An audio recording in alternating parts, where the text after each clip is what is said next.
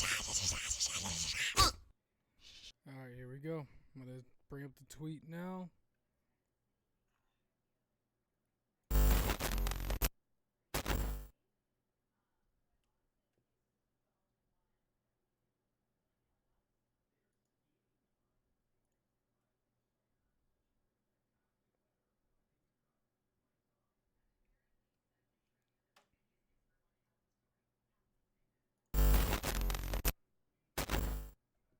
Good evening, ladies and gentlemen. Welcome to another nerdy episode of Another Nerdy Talk Show. My name is Silent.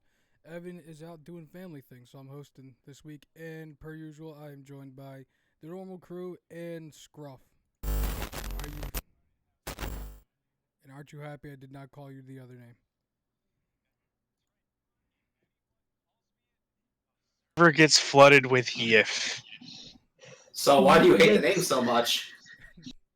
It's a long and painful story. Damn right it is. Well, one thing now, as a lot of you people realize the name of the episode, Neil for Peart, we sadly lost someone in the music scene who was not just an icon, but a legend. We sadly lost Neil Peart, the drummer of the band Rush, who was perhaps the most influential band in progressive music. And keep in mind, when I say progressive, nothing new with politics. Progressive metal or progressive rock was basically an advanced style of playing and writing. It can mean anything. Or for short, prog. Yeah, prog for short. And no, not the country. But it was anything from combining several styles into one song. It could be playing very fast to swapping out different time signatures throughout just one song. Matter of fact, one song they're really known for is a song called 2112, which was just over 20 minutes long. For 20 one minutes, song. Wow. 38 seconds. Yep. Of pure bliss. Mm-hmm. He was, and he also set a new standard for musicianship, at least when it came to drums. One of the things I realized from him is, if you're going to have a drum kit that big, fucking use it. Yep. If you're going to, because one thing you may see with drummers or in a lot of concert settings are drummers that have a massive drum kit. Now, not that that's entirely bad, but if you're going to have it that big, then make it something that you can use. I mean, show definitely helps, but if you're going to have so many cymbals, so many toms, so many kick drums, then try to actually use them.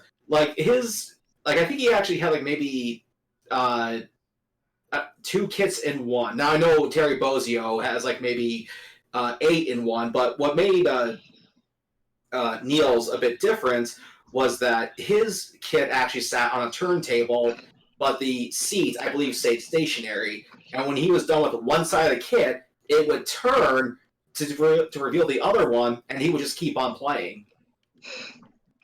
That is experimental. Yeah, this is a man who never stopped learning, from classic rock to jazz to even modern rock. He always tried to find a way to push himself forward, and he even played what me and Evan know as the drum solo of life. And if anybody got that reference, definitely pat yourself on the back. It was currently patting myself on the back then. Yeah, so for those who don't know what I'm referring to, Evan and I are big fans of this old show called Aqua Teen Hunger Force. And they had a movie called, and I'm not kidding here, Aqua Teen Hunger Force: movie film for theaters. And Neil Peart had a cameo where one of the characters actually died. He gets brought out to play the drum solo of life, and it actually resurrects the character. And they actually did get Neil, so he must have been a good sport about it. Music has a lot of power. Don't know about that kind of power, but it does have power.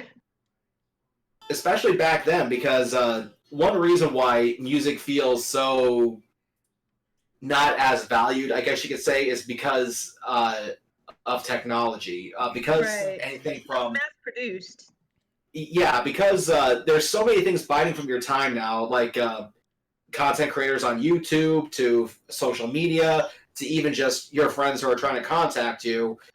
There's all things kind of biting for your time. And because of that, music kind of like his is more of a rarity than ever. Either that or it's taken for granted. Mm-hmm. I mean, there's definitely still drummers who can play like that, but they're not going to be as noticed as Rush was back in its heyday. So, to Neil, if you got a drink, rest in peace, good sir. Mm-hmm. I mean, he did drummers. He inspired drummers like what, Mike Portnoy of Dream Theater, or formerly of Dream Theater, I should say. The Rev formerly from Avenged Sevenfold, may he rest in peace too. Brooks Wackerman, currently of Avenged Sevenfold, he's inspired a lot of drummers around the world. 100%. Yeah, it's really tragic. But one thing, though, I'm glad they got to achieve, though, before he died, was being inducted into the Rock and Roll Hall of Fame. 100%. Yeah, I know a lot of people, especially in the rock community, would like to say, like, "Oh, I don't need that. I don't need that. I don't need some award." But let's face facts here. I guarantee if any of them actually did win the award, they'd go, "Oh, I'd like to thank my mom. I'd like to thank my dad." Like, do not lie to me. It would mean a lot to you. I'd like to have my name somewhere.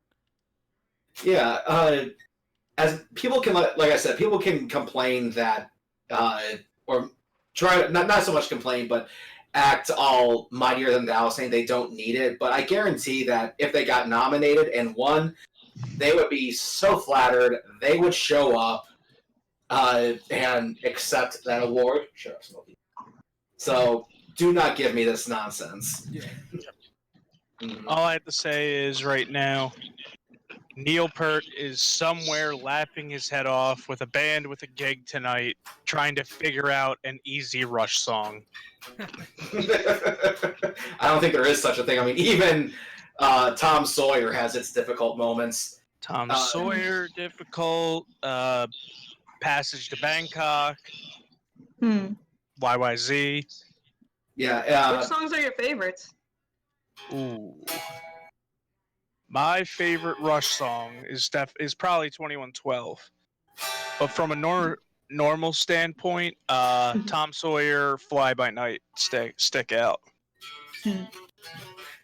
Tom Sawyer just seems to be known for that one admittedly catchy hook, which is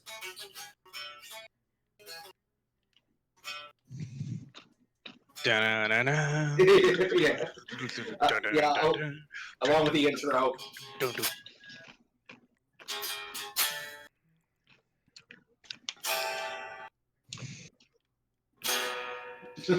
Or the one scene from Family Guy when Chester Cheetah's sniffing the cheese. Oh, No better drummer than Neil Peart. It ain't being cheesy. And I remember, I don't know if Neil actually got to make it into this, but I do know Trailer Park Boys did an episode where one of their characters, Bubbles, was trying to win a contest to be their guitarist tech for one show. And I know Alex Lifeson was in the episode, but I don't know if Neil Peart made it in there. Yeah, didn't they kidnap Alex throughout the whole episode? Yeah, they actually did kidnap Alex. Yeah, they definitely did kidnap Alex. I do know that Bubbles, or Mike Smith, I believe that's his actual name, are good friends in real life. I do know that he did know Neil, and I can only imagine how heartbroken he is about it. The one thing that surprised me, though, is when I got the news, I sent a message to our friend Tony Sampson, who we have definitely talked about on the show. He is a Canadian. He is the voice of Eddie from Ed, Edd n Eddy. And just telling him how devastated I was that Neil Peart died, and I get this message back from him that says, "Who's that?" Are you kidding me, dude? Isn't he like a national treasure to your country? And he's older than me. I would have figured that he would know who Neil Peart or Rush is. I mean, to be honest, I didn't know who he was before he died, which is unfortunate because it tends to happen where I don't know a famous until their death, and then I'm going, okay, I gotta listen to a whole bunch of music now, and then I discover I learn about them too late, and so this is another case where I need to play catch up. You know what, Yeah, I did the same thing, but I'm glad it isn't me this time. But things I thought though, Tony and Neil were from the same generation. That's how I thought he would definitely have heard of him. That's great. Who's that? Like, oh, I'm so sorry. Who's that? Like, are you kidding me, dude? You're sorry for both the loss and for not knowing who got lost. It's like I remember when Seinfeld was first going off the air. Yeah, I remember people being upset, like, what's wrong? Like, Seinfeld's coming to an end. Like, oh, I'm so sorry. Walking around. Who the hell is Seinfeld? What's the deal with people not knowing Seinfeld? I mean, come on. Come on. I mean, is it a sitcom? Is it a commentary? Who knows? Well, I mean, when is the show over? Nobody knows. Yeah. And the thing is, too, is that the only reason why I actually started watching Seinfeld is because the hurricanes of 2004 caused me and my family to evacuate. So we're staying at this hotel. We're bored out of our mind. And old canceled sitcoms would play during the day. It's like, okay, might as well watch this. And that's how I got to know the show. That's how I thought it was funny. And then, kind of looking back, I realized just what assholes the characters were. Oh, yeah. Oh, yeah. It's like, how did I not notice this? I mean, there's no shortage of shows with asshole characters. I mean, look at Family Guy or American Dad. People find them funny. But still, it's like you wonder, like, how on earth did I miss this? It's kind of like when you, I mean, it's still funny. It's still funny, but it's kind of like when you look back at your old comic books as a kid, and you notice how stacked a lot of the female characters are, and you look back as an adult and go, how did I miss those? Yeah. Dan Lee, my man! I know what the kids are like. Speaking of Stan, here's actually something a little funny. Obviously, when he died, everybody was so upset about it. And I found this quote of his that I thought was so funny, and I posted it in a Discord server. I can't remember whose it was, but it was a funny quote, and it basically said, "Digital comics are like boobs. They're nice to look at They're nice to look at on screen, but I'd rather hold them." I thought that was hilarious, and I posted it. I posted it in a Discord server, and everybody gets so offended, like, oh, did he actually say that? I'm like, probably. Like, why would he say that? I'm like, because he's a guy, and we like boobs. Who doesn't like boobs? And I'm like, have you people ever looked at a comic book? It's like, seriously, how did you not see this, guys? I defy someone in this chat right now to tell me they don't like boobs. I defy them to tell me. Yeah, there's even, I'll never forget this. There's someone that Evan and I know, well, I'm getting ahead of myself here. Evan posted this article saying that they, whatever city this was, just made it legal for men to go topless wherever men are, like at the beach or something like that. And so I posted a reply. Yeah, so I posted in the comment section, all right, look down. And this person that we know got so offended by that she actually, reposted what I said and tried to block out my name, but didn't really do a good job. So I just came forward and go, what? And I said, what's so cringy about it? Like, this is not what we're about. I'm like, that's fine, but we're gonna look anyway. Right? You know who likes them? Men, women, children. Seriously, they'll make a 60-year-old man and a 6-month-old baby act the same way. Okay, I'm sorry. People like wars. Yeah, and matter of fact, I even thought this was interesting. MythBusters did, or I should say, the Build team did an interesting experiment where they believe that the myth was that women who actually had bigger breasts will get bigger tips. So they had Carrie Byron work at a coffee shop. There was definitely a tip jar there, and just when they're as is, she worked, and they counted all the tips at the end of her shift, and it was a pretty good amount. And then they gave her I guess sort of like a breastplate that made her breast look bigger. And sure enough, yeah, like, she got something inflatable or something. something like that. But sure enough, she did get bigger tips, not just from men, but even from women. So yeah, I'm sorry, but people like breasts. I'm sorry. That's just how it is. Yeah. I mean, like the sooner you face reality, the happier you will be. Trust me. Like a mommy complex or something. So, yeah, we went from Neil Peart to boobs. It's amazing. You went from Neil Peart to, have you ever looked Watch at boobs? the stream get more popular with boobs. It guarantees a view count of double D proportions. Looks left, looks right. Titties. Walks off stage. Okay, but anyway, breasts aside, Neil Peart, rest in peace, man. You're going to be missed, but you're back with your daughter. You're now with Reverend. His daughter died before him? Yeah, like I think she died in a car crash. I think back in '97. Oh God. Yeah, that had to have been the worst because, for one, no parent should ever have to see their child die ever. But the fact that it happened not because of something on her own or because of natural causes makes it that much worse. Right. So she was in an accident because somebody else hit the car. Yeah, it was either the driver or the other person. I don't know the full details about it, but the fact that again it wasn't because of natural causes what makes it worse. As bad as something as like say someone like your kid dying of pneumonia, that's horrible enough as it is. But when someone gets an illness that bad, there's very little you can do about it. And you can at least maybe prepare a little. Yeah. But that's like all at once, just. So, and it really bums me out that I never got a chance to see Rush live. I mean, they were tired before I really started getting into going to concerts, but that was definitely a band that was on my bucket list. Same. And now I got my cat Smokey here wanting attention. Kitty, you know I do.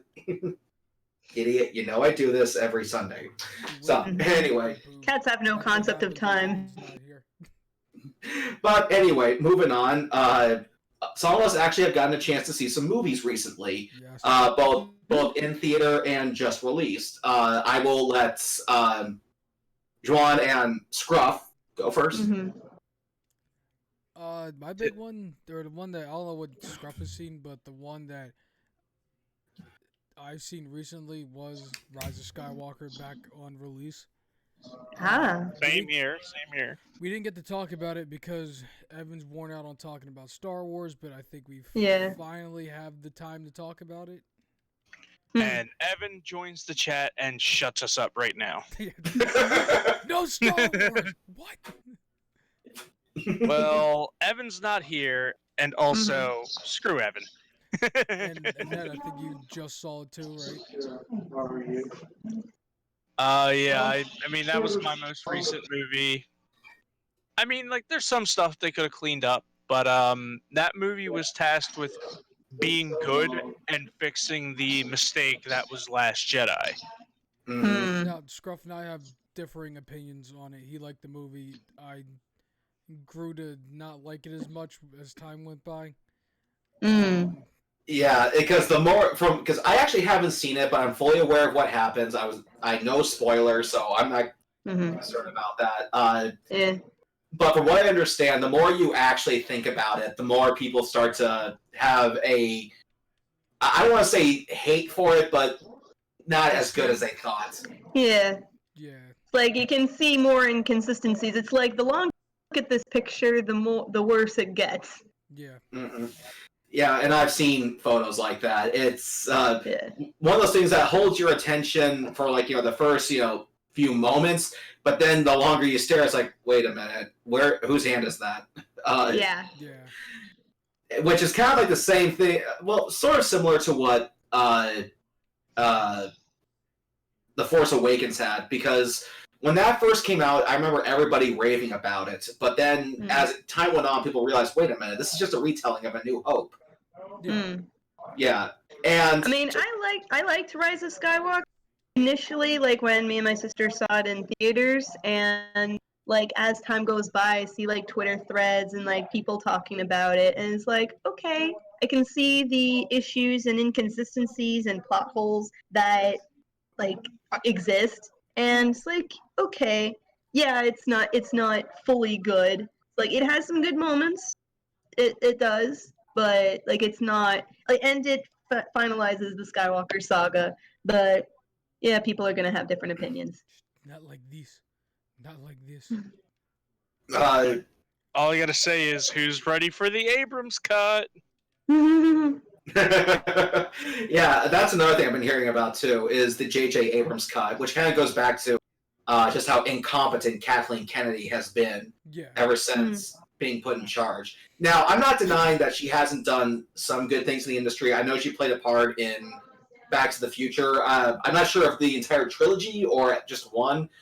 What did Kathleen Kennedy do in the Star Wars saga? Well, she's head of Lucasfilms. Oh, okay. Yeah, she's in charge of everything. All right. Yeah, and it seems like ever since she kind of took helm of that, Star Wars has been on the decline. Like I think people can actually forgive Force Awakens. It was the first new Star Wars in years. It kind of want to get people back into the swing of things. Yeah. However, the legacy of that film determined how good the sequel was going to be, and that's where Rian Johnson really screwed up. So did Kathleen, for that matter.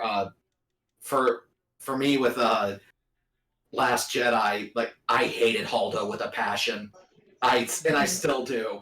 Now, keep in mind, I have nothing against the actress. She was there to do her job, to put on a performance, and her performance was fine. But just not telling them what your plan was. But no, when you're under fire like that, it's time to put that to a side and tell people what you need, what you're going to do. And she clearly did not have one. And not only that, they got rid of Admiral Akbar just to make room for this character. Yeah. There was one word that a lot of people are describing and summing up this trilogy with, and it's fan fiction. Yeah, I can see see that. It And- feels like one giant fan fiction. Like it's like you go on fanfic.net and you found this, and you guys kind of like ripped that script off or something. And I also know that John Boyega has been unleashing on fans lately. Yeah, I love it. Not necessarily out of spite or anything. At least not at first. But he had so many Raylo shippers coming to him and saying how they liked Raylo, and the fact that he dismisses it, says he's a bad person. So he put together this hilarious video on his Instagram of him like doing this weird Michael Jackson like dance, and every time a comment would come up, he'd do some Michael Jackson move to kind of like punch it out of the frame, which I thought was just hilarious. He's been so good recently. I love it. It's just how much salt he's been farming, and I love the whole thing. And now keep in mind, we're not saying that just because he hates it, people now have to, but I do think you need to at least acknowledge its flaws. Yeah. I still like The Force Awakens, I do, but people definitely had a good point with all their criticisms, and I just have to realize, yeah, this is a retelling of A New Hope. I still like it, but I have to put it in my guilty pleasures list because they have a point. Yeah. My favorite thing was what Angry Joe said when they had the horses on the I guess it's not really a Star Destroyer. It's like a Star Destroyer mixed with a Death Star, so we'll call it the Death Destroyer. When the horses were running the Death Destroyer, Angry Joe was like, why didn't they just tilt the ship sideways and everyone just falls off? It's funny, you can either call it a Death Destroyer or a Star Star. Yeah, I like that better. Star. When they're running on the Star, I want someone to make a cut of that, of just the ship like turning to its side and everyone just fall off and dying. One thing I actually found a little funny is that out of all the Disney Star Wars films, I think the best rated one was Rogue One, and that was a filler film. Yeah, But it was I mean, good Rogue filler. One was like a war film, and like it really like had more serious moments. It's like it had some like comic relief here and there, but it was really serious, and yeah. And it didn't have anything to do with already established Luke Walker, no, Skywalker character. Luke Walker. Luke Walker. It's like my brain's going too fast from my mouth. You need to stop thinking about puns. I know you like to make puns, but your mind's got to be on this right now. Yeah. Come on, like, where's your bright idea? Let's go. Yeah. But the other thing, too, and this is what I thought was actually so fascinating, is people who are going back to the prequels and realizing that, okay, yeah, they were flawed, but there was clearly a roadmap to get there. George Lucas, say what you want, but he had a clear idea for a beginning, a middle, and an end. It was just executed badly. Yeah, people are calling this now the revenge of the prequels. Which I actually find a bit funny, because in a way, they're kind of right. Because, like I just said, say what you want, but he had a clear idea. And say what you want about Jar Jar Binks. At least he was trying. He was trying to be entertaining for children. And yeah, at best. But however, children, for their age at the time, they thought it was funny. Now, sure, I'm sure that as they grow up, they kind of realize how stupid it was. But he at least did what he was told to do, and that was to be entertaining for those kids of that time period. But med best. That I feel so bad for his voice actor and also Jake Lloyd. The little kid who played Anakin. There's a lot of videos coming out now about Ahmed Best and Jake Lloyd. They're like, it wasn't that. It was just a lot of the criticism kind of got to them. I don't blame them, because especially, I remember with Jake Lloyd, when this happened, there were so many people that actually came to his birthday party. Keep in mind, he's a little boy, and they just want to get in contact with his agent. And you don't do that to a child, okay? And not to mention all the bad things that people said about his performance. And it's one of the reasons why one of my favorite videos on the topic was actually Jeremy John's, when Bob Iger released this book, and there was that now infamous quote from him saying that George felt betrayed. And Jeremy Johns realized that, Jeremy Johns was kind of part of the problem. People who raged against George Lucas or those actors and say, how can we blame George for selling Star Wars to Disney when all we did was give them shit? And that's why I love at the end of the video, he actually apologized to George. Because that's, as much as, the YouTube reviewing community, regardless of whatever fandom you're in, the angry reviewer shtick, this has to end. This has to stop. We're done with it's this. It's got to play out.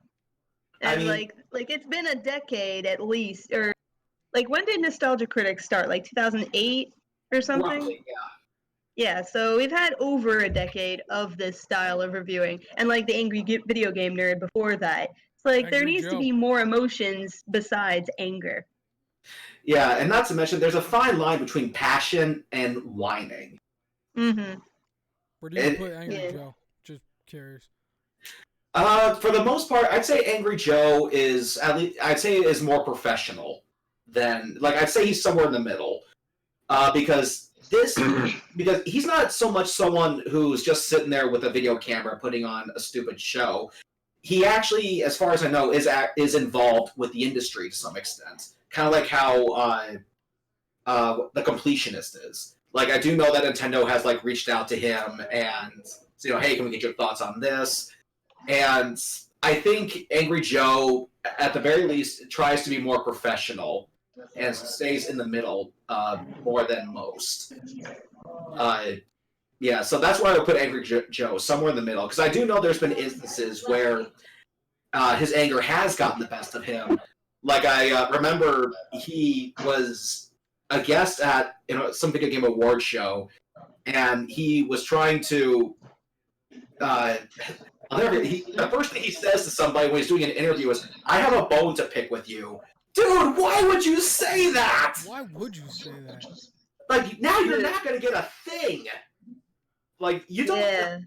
like the people who called him out for that, even the people who I don't like on YouTube, have a legitimate point when that's the first thing you say to somebody.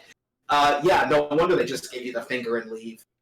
Yeah. And, You gotta play nice first. But I do like what he did to the representative he interviewed for Battlefront, where he kept pressuring them and saying that basically, yeah, it's a pay to win, and he pretty much got most of the game changed. So I do like him for that, though.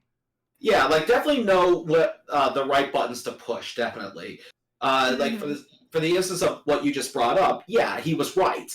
But when you start off like that again, like we said with that interview, like, dude, yeah, don't do that. There was another instance where I guess it was right after a game award show where I guess that someone's doing press and he tried asking somebody, oh well, why wasn't there a category for this or why wasn't someone nominated for that? My memory's a little bit fuzzy here, but the guy at the podium says they were nominated, or like there's a category. Did you see the nominations? Which tells you put in there not knowing his research. He's gotten a lot better with years to come, though. Yeah, I mean, and not to even put myself on a pedestal, because even I made a mistake like that once. I mean, granted, I was not dickish about it, but what happened was that I was interviewing John Davey, who was the singer of a band called Job for a Cowboy. Oh, and good band.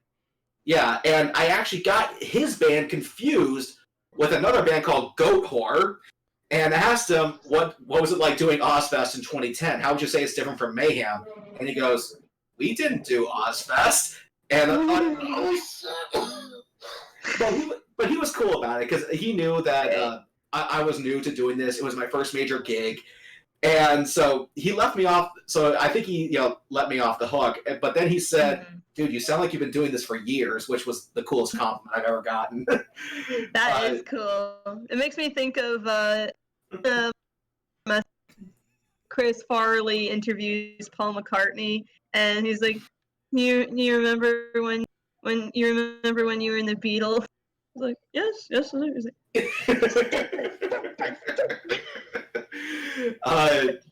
so anyway, yeah, like this angry reviewer shtick, it's gotta end, or at least know when to actually use it. Yeah. And the thing is, I can actually understand being more frustrated over video games than I can with movies, because a video game is essentially a competition. It's a competition against the computer that you're trying to win. And sometimes the computer can be very cheap. So when I see like AVGN, doing his thing, that makes way more sense than getting angry over a movie, because a movie you can just walk away from. Right. It's not a big investment of your time, unlike a video game. Yeah. Yeah, it's also kind of like a machine where like it has mechanics, moving parts, and like if those parts don't work right, then there's valid criticism and you know how it should work right and how to fix it. With a movie, like it's so subjective, everybody can have a different opinion. It's like, okay, maybe a little shorter or smoother editing would make it better, or maybe replace this actor with that actor, or replace these scenes with like a completely different scene. I don't know, but that applies to video games as well, but there's like, you get what I'm saying. Yeah, so, but with that said, Juan, Scruff, you guys are more involved with video games than we are. What would you say was probably the one video game that you felt was the most cheap? Like, it was not playing fair. That, yeah, I guess you can probably end it right there. A game that just was not playing fair. Go ahead, John. I think I might have mine, but I'm gonna think a little bit on it. I'm thinking on that still. I'm kind of curious. What do you have coming to mind right now? Sekiro. I know it was supposed to be difficult, but I'm an old man. I don't have time to. It's a Souls game, so that it was designed to be difficult. But so is like a part of Fallen Order, but I still got through it and enjoyed it. I know that these Souls-like games are supposed to be really hard and but it's like there's no enjoyment when you're sitting there dying at the same spot for like the 8,465,000th time. Yeah. After a while, it's just like, okay, you know what? Never mind. I'm okay. Yeah, I'm not. I don't think I would consider that in the cheap But what I will say, like a cheap game is just like one that's undeniably completely buggy on release, and it's just like the computer always will have the upper hand. No Man's Sky. I remember that. Yeah, yeah, pretty much. Yeah, I think for me, because I'm not as involved as you guys, mine's going to be a bit more old school, and that's basically a majority of the NES library. Yeah, I see that. Now, I can't be that,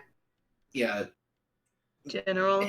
well, hateful about it because because the Nintendo NES system was basically, for one thing, was kind of the saving grace for the game industry because we had just been through the crash, and it seemed like they were just still trying to figure things out.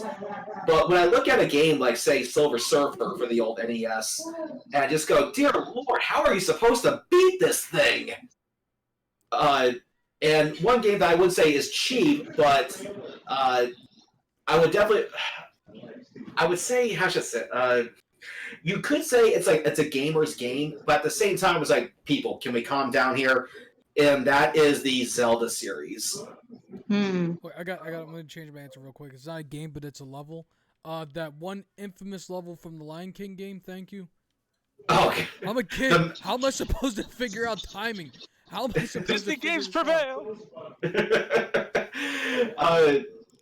Yeah, so because Zelda games, they're a lot of fun. Don't get me wrong, but like what we said before with Breath of the Wild, is that you have no idea what to do. Mm-hmm. And after a while, I was like, okay, guys, can we seriously like get some sort of a hint here because I got shit to do here. Yeah. Like I Evan's gonna say it's an exploration game. It's like, yeah, but I've played a lot of exploration games, and you know, it still gave me a hint after a while. After a while, it's like, dude, do you want me to tell you where to go, or like, I mean, do you want? Yeah, because I mean, it's a game. What are you supposed to do to win it or be good at it? Yeah, because that's what I liked about the South Park games is that, yeah, they're exploration, but someone would still chime in from time to time and go, hey, we need you here. Yeah, so exactly. That's what I appreciate about the South Park games, or at least the two recent ones. Yeah, so definitely that. Now, getting back to movies, Annette, did you see anything new interesting? We're unfortunately known as boomer gamers. Huh? So we are unfortunately known as boomer gamers now. Yeah, I mean, I'm thinking of movies that I saw, and the only one I can think of, I watched on Netflix the movie Marriage Story with Adam Driver and I'm blanking out on her name right now, but she's the woman Scarlett Johansson, who played Black Widow. I completed it in my brain before I realized it.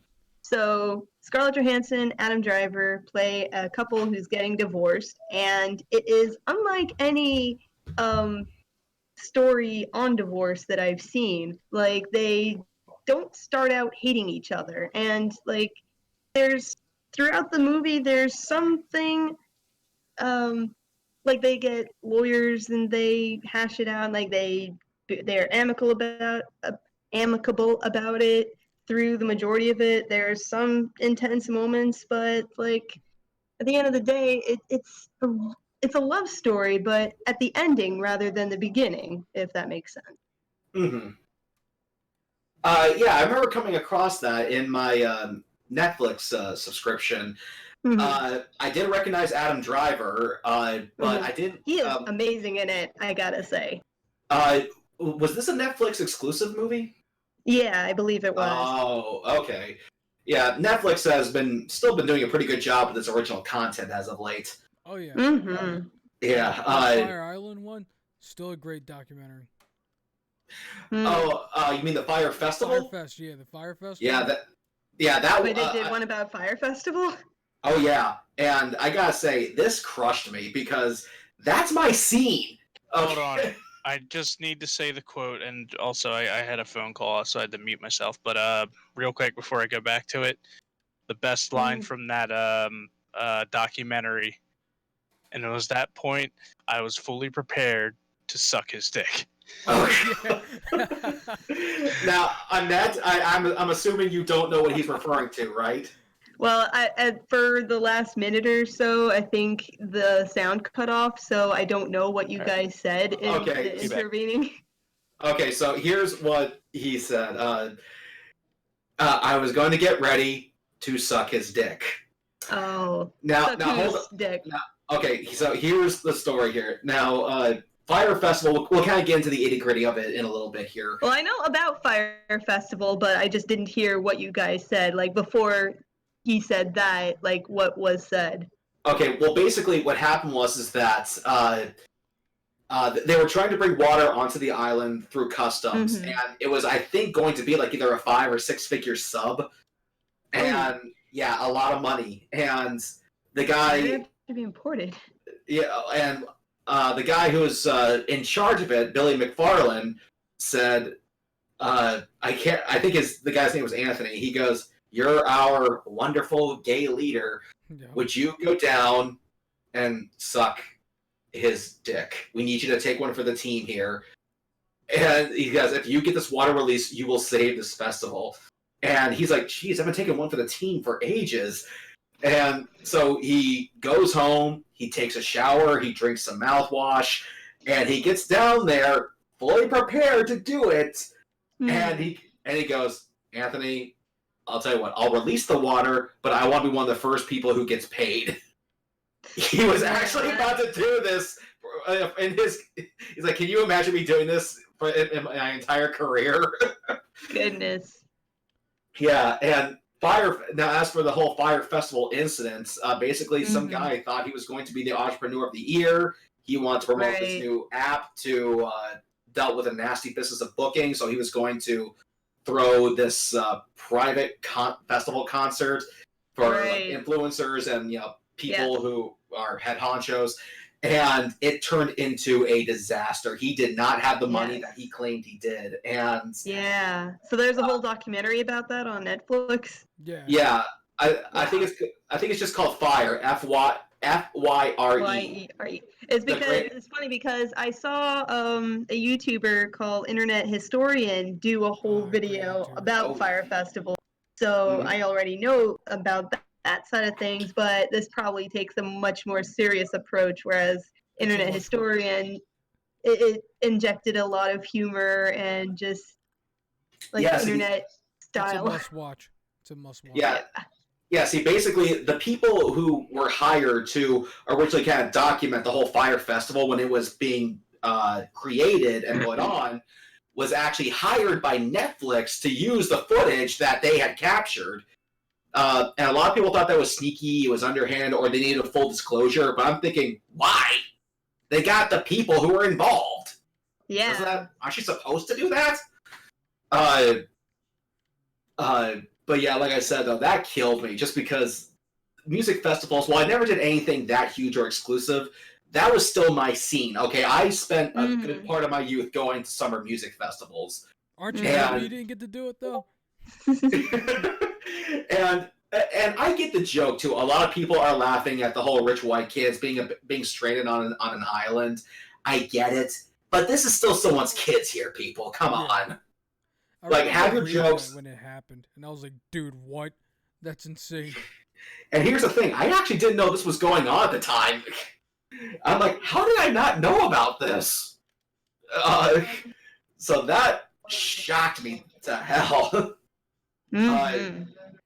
Now, the movie that I saw recently was Joker. Now, I know that just came out on Blu-ray. Now, has everyone here seen it? I have, yes. Okay, you too? Yes, I have too. Okay, so then... I don't think he cares. Okay, so just for people who are watching, spoilers, there will be in here.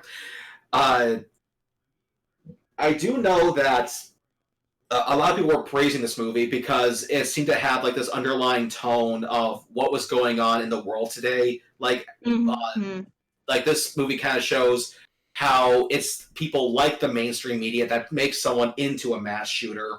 Now, according to the creators, that was never their intention. So, and I will take them for that. However, I still love the ending.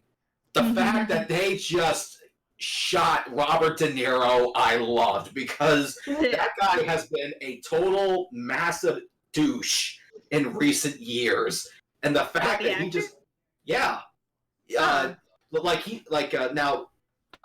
so I'm not going to get political on here, but basically he actually said that if any of his kids were like Trump, he would disown them. It's a good man. Like, I mean, no. Like, those are your children, for Christ's sake. Like, I don't care. Like, in what ways? It all depends. Yeah, and he's definitely been on the whole F Trump brigade. He has been talking about it everywhere he goes. It's like, we get it. You hate the guy. Shut up.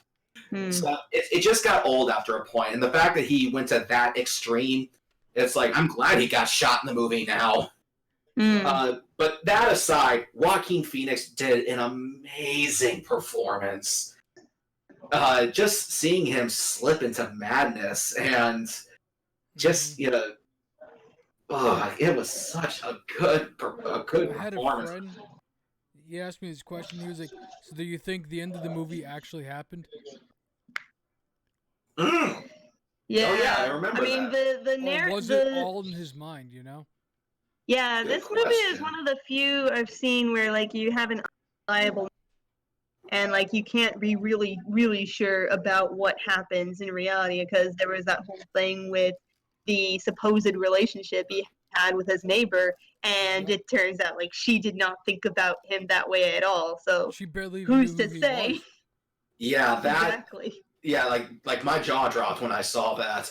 Yeah. And I guess to some people that was folks saying, well, because you have a black girlfriend, this means you're not that's not enough or something like that. Again, I'm pretty sure that was not their intent, but it's No, like, it was wow, just that's showing the dude slip into madness. yeah, it was just, wow, that was a good scene. And not to mention that laugh too. That laugh was good. Yeah. I feel sorry for anybody who actually has a condition like his character, and the fact that he could not control the laughing, and it sounded so, like, manic and uncontrollable. And it's like, if I had to live with that, it's like, I'd probably go crazy too. And not to mention the fact that, like, when he was trying to, make that kid laugh on the bus, and the mother told him to back off. I'm like, lady, what the hell? Come on. Yeah. I mean, Like, you're supposed to. That's the scene. Gotham for you. Yeah. Now, and some people have questioned whether or not if this particular Joker could actually be the one to, I guess, top Batman or actually get the best of Batman. I honestly am not sure. That's a pretty good question. I'm not heavily involved into the lore or the comics of Batman, but my bigger concern is, what is the actual age of the Joker then? Because again, this is we're still in spoiler territory here, audience. At the end of the movie, basically everybody is dressed like a clown. Yeah, because they liked what this Joker guy stood for. And even the character said he wasn't trying to make a statement, but someone who was dressed like a clown is the one who actually shot Bruce's parents. And I'm thinking, wait a minute, if that's... Like, I started wondering, like, because that happened when Bruce Wayne was a child, and this is, the Joker is obviously he's got to be up there as an adult, like, maybe mid-20s, perhaps, maybe late. So I'm wondering, like, wait, how old is the Joker? That's what got me thinking. Yeah. Yeah, that kind of threw me for a loop, too. I mean, like, a friend of mine who also says the Joker, he brought up a whole bunch of plot points. Like, I mean, the Joker, as he's normally portrayed in comics, in the animated shows, and in different media. So, I mean, you see the Joker, he's a mad genius. He knows a thing or two about explosives and chemistry, and like he's a fair genius, and he's able to match Batman. So to see Arthur and his whole, like, he doesn't really seem competent in the jobs that he does. It doesn't seem like he has any sort of education, that he went to college for something, or I guess aptitude for explosives or things like gags and stuff. I mean, he tries to be a stand-up comic, but there's that.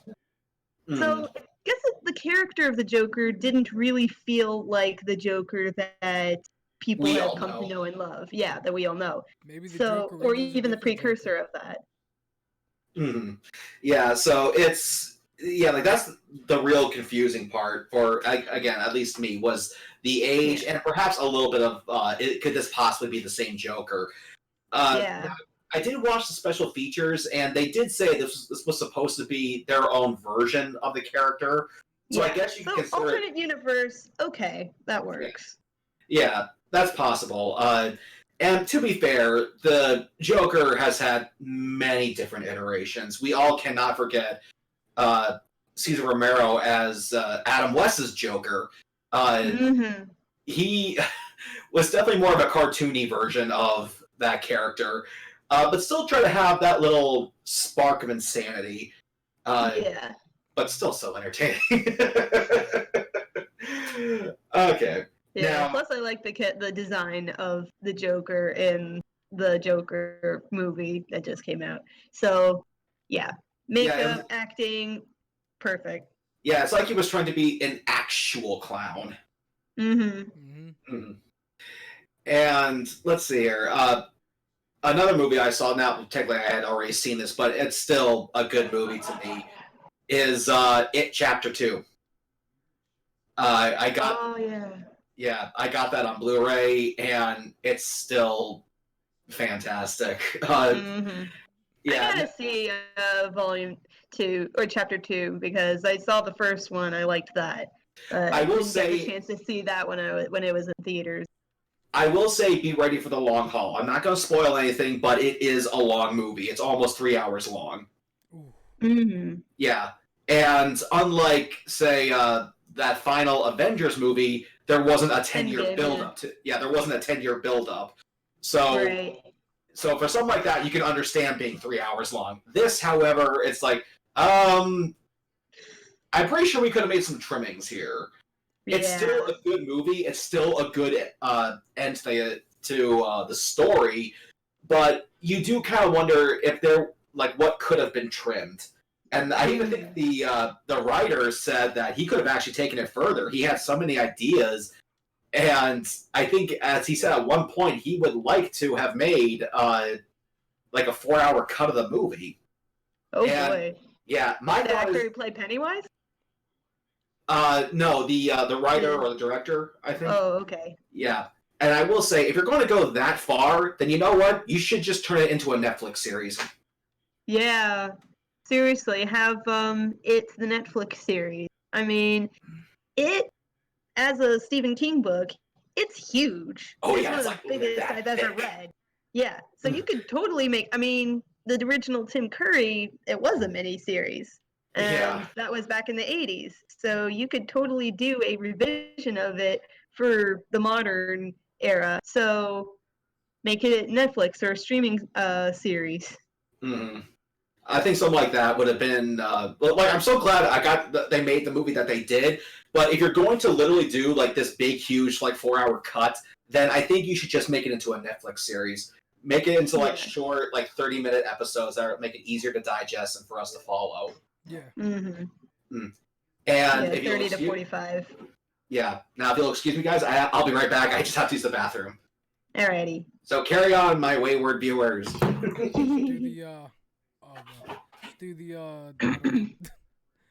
We don't normally have a filler segment.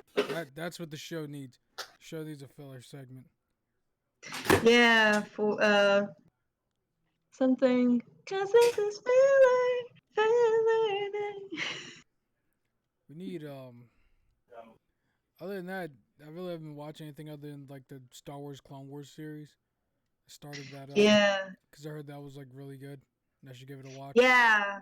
It's one of those things where I constantly say, I've heard it's good, I want to watch it, I'm going to watch it, but I still haven't. Eh, But yeah, It's besides been pretty that, good. I can't really. I've been rewatching Avatar: The Last Airbender over again with a friend Excellent. who's seeing it. Excellent So show. that's a thrill. No, that's a treat. It's an excellent show. I love that Yes, show. one of my favorite ever. So we're in the middle of book Earth, and Nice. it's so fun seeing uh, gems like Zuko Alone and the Chase right around that area, and just the fight scene in the Chase where at first it's Aang and Zuko and Azula just facing off against each other, Oh and the yeah. tension is just so tasty. It's such a good show. I always, every time I like going back to Star Wars, every time I look at a series, I go right back to thinking about Avatar: Last Airbender, how well written that Yeah. was. It had redemption arcs, it had romantic Yes. arcs, it had everything you can possibly want that Star Wars It tried to had do. comedy. It Yeah, had drama. The and the animation and the fight choreography and just the philosophy of it. oh Like yeah, in the it was the episode after the chase where Zuko and Uncle Iroh they're talking about um, creating lightning or channeling lightning away oh from yeah, and just the learning about the four elements and seeing they each have values to offer and you have to learn from these different cultures in order to be more complete rather than yeah. just taking your knowledge from one source where which the Fire Nation did. And it's just amazing philosophy that's being passed on to the viewers, to kids, that should really be taught to everybody, and I in my opinion. The show had a lot of good lessons that kids could learn from, Hmm. and I think is that the episode where Zuko's standing on top of the mountain? He's like, "Come on, strike me!" Yeah. Yeah, that scene was really good. Yeah, I know. Like that part came out of like after some fun with the Aang gang, and like you see Zuko, and it's like I feel so bad. Yeah, and he's It's just like, it's "Come on, strike me!" Because he just wants yeah, to redeem himself now. He doesn't even want his father's approval. right. You've never given me a break before, or no, you've never gone easy on me before. It's like screaming into the void. And I was like, "Wow, that was powerful." I love that show. Yeah. It was so well written, and for it to be a kids show, a lot of good exposition, a lot of good everything. Yes. Like you said, it had its And that comedic stuff was in moments. 2004 or 5 Yeah, or yeah. So it's over 15 years old and it's oh still yeah, up. it will always hold up. It's such a Yes. great show. Yeah. Absolutely. And seeing it through the eyes of somebody time and like questions like, wait, like Zuko alone is like, so wait, what's gonna happen? Where'd the mom go? It's like, wait, you'll see. You'll see. Just hold your horses. Especially, I wish they had made a series on the comics that came out after the end Yeah. events of the Last Airbender. When I was reading those comics, I was like, "Wow, this is good." And then you find Mm-hmm. out all that stuff about Zuko. Oh man, Yeah. like I was reading it and I Oh. found out that twist on Zuko's life. I was like, "What?" I Yeah. was like, "That's crazy." And oh, the whole thing with meeting Toph and Oh yeah. the learn. Okay, so I guess we saw the episode where Toph is teaching Aang earthbending, and there was a whole scene with Sokka getting stuck in a Oh crevice yeah. and seeing that little baby mountain moose lion. Yeah, that whole episode was funny. He was like, "I'm gonna try to get you out, buddy," and Toph was like, "No, you'll probably crush him if you do." Please don't crush me, thank you. The show was so good and it holds up. I love it. Yeah. Yeah, isn't that also coming back as a Netflix series? Like they're trying again with the live action, but this time they're doing it as a mini series. I don't know because I didn't watch Korra that much, Mm-hmm. so I kind of fell off everything that was Avatar, except for Mhm. coincidentally, John and I were at a Comic-Con, and Mhm. we were meeting this voice actress for uh, Overwatch, and then I found out that she also voiced Zuko's mom in those flashbacks. Ooh, And we were talking nice. about the show. She was like, "It was such a good show, wasn't it?" I was like, "Oh my god, it was." And we spent like 20 minutes talking about the show. Oh, yeah. The actress who played Zuko's mom, like, she doesn't have a lot of moments or lines, but the ones that she is in, they're Powerful. just so powerful. That whole show is just, in one word, powerful. It was a Yeah. excellent show. I loved it. Yeah. And that's the only show I think I could watch the whole entire series and then be like, all right, Mhm. I think I'll take it and I'll watch this whole entire series again. Yeah. Welcome back, Cruiser. Thank you. Now, what series would you say you would watch all over again? Avatar: The Last Ah. Airbender. That's actually a series I have not seen. Oh. Oddly enough. Don't get me Yeah. But I will. Me and Silent Spartan go. It comes highly recommend. We were just geeking out about it in the intervening time. Yeah, I guess it actually is because while I have not seen it, I do know that at least one of the writers was involved in another Netflix exclusive show called The Dragon Prince, which is a show that I highly recommend. I haven't seen. Yeah, which is a series that I highly recommend people to check out. I've mentioned it before on the show, and I still stand by it as not only is it very well written, but also it's one of the few shows that's done diversity right. It does. They got lots of people from diverse backgrounds to play characters, and none of it felt like it was this. Yeah, it's like, see, we have this character. Aren't you impressed? Yeah, like they had a character named Rayla. Part of their character, so it makes sense for them to be that way. Yeah, like, in fact, I'll never forget this.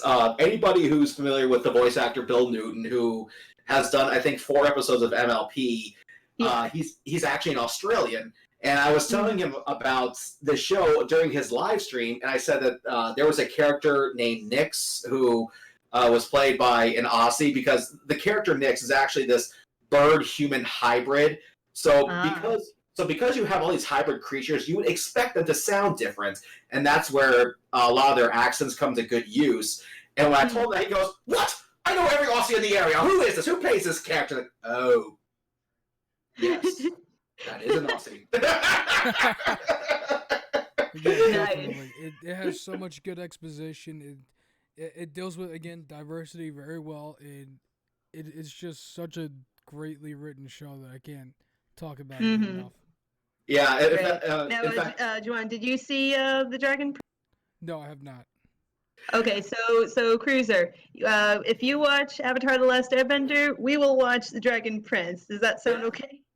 Do you have a place where I can actually watch it? Is it available anywhere? Well, Nick.com, it's not on Netflix, but think Nick.com. I think you might have to go to Nickelodeon's website. I'll check that as well as Amazon Prime as well. I'll see if it's anywhere. Those are good places to look. Yeah, and if it is, then I will definitely let you know, and we can actually start this little viewing experiment. Because originally it was going to be Evan and me watching an anime that I recommended and then an anime he recommended, but there was always that issue of, like, how far should we go into this? Because the anime I found was an old Mega Man cartoon, Mega Man DX or something like that. I can't quite remember. Oh my god, I remember that. Oh, you don't know which one I'm talking about? Yeah. Yeah. Well, turns out our friend Tony was actually in that series, so that was one reason why I watched it. The other was that it seemed kind of similar to Digimon. Another thing I love. Yeah. So that being said, we kind of realized, like, well, where exactly do we stop? Do we kind of stop at the American edit, or do we keep going into what was actually released in Japan? So there was a bit of confusion there. Yeah. Because I guess in the original Japanese cut, the series just keeps going. And it's like, okay, no, I'm not turning this into a new Pokemon. So that kind of fell apart pretty fast. But with Avatar and Dragon Prince, Avatar was like what, 4 or 5 seasons? Well, that was 3 seasons initially, and if you count Korra, then that's another 4. But like Korra is like a spin-off show more than if you just see the first 3 seasons of Avatar, like that's a complete story. It has a beginning, middle, and end, so you could stop there and be happy. Okay, because right now there's only 3 seasons of Dragon Prince. Right. It does. Comparable. Yeah, and like I think it does end on a cliffhanger, but they haven't said anything about a season 4 just yet. Although I am pretty confident in it because the show is really that good. In fact, there's even I actually want to say this earlier. There's actually a character in there that's deaf mute and actually speaks in fluent sign, and she actually, and here's the other kicker: she's not a Mary Sue. She's a warrior. What's that? So she's not Ring? She's not Ring. Yeah, she actually gets captured. She gets tortured. The deaf mute character? Yeah. But what I thought was funny is, for one, she actually does have an interpreter that does kind of follow her around, and I gotta say, her interpreter reminds me so much of Finn the Pony because little cinnamon roll. Yeah, because he's always positive. In fact, there's one minor spoiler. There's a moment where the interpreter gets captured, but he's still as happy as can be. And the guy's like, you're in a really good mood for someone who's chained up, who's chained down. Like, well, and he said, like, well, this is how I see it. Most people can look at this as being chained down. I look at it as being chained up. I'm like, oh my god, that is so Finn. Yeah, I like those kind of characters in shows. Like the eternal they just spread sunshine wherever they go. And it's like, I want to be like that. If like, instead of going down in the dumps and like despairing, it's like, I want to keep that brightness on wherever. And there's a moment where the warrior who is deaf mute, her interpreter's not around, but the person she was speaking to can't actually understand it. And there's a moment where they had just did something. Again, I don't want to reveal what.